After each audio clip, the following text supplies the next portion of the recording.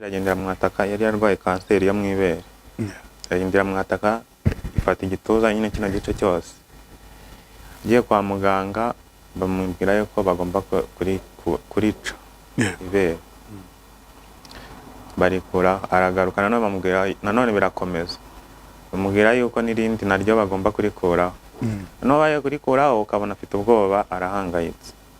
Ubwo naringaga nari ngeze mu wa gatandatu primaire. Ubwo yajyaga ku bitaro by'Ibutare aribwo yaragiye kujya nibwo yambwiye ati ngewe nubwo ngiye kujya kwiseta ndumva ntashobora kugaruka ngiye kukubwiza ukuri ariko umbabarire uzanambabarire nindamuka ntagaruka umbabarire ningaruka nintanagaruka nabwo uzambabarire. Kwaro ahita ambwira ati nanjye kwaro kugira ngo nzapfe mfite umwana nitwa ko mfite umwana. Gahise ambwira inkuru arambwira ati ngiye ubu ndeba gutya ntago ndi mama wawe nabirabi byose nakubwiraga narakubeshyaga.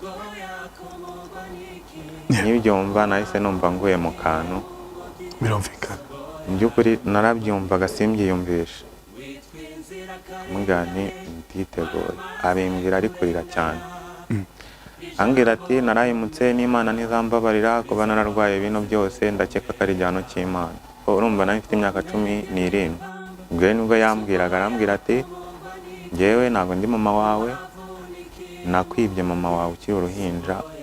Akaba yari yarigeze gushakana n'umugabo ngo abyara umwana ariko abyaye umwana nzi ukuntu byagenze ngo bamukuramo nyababyeyi umugabo atazongera kubyara.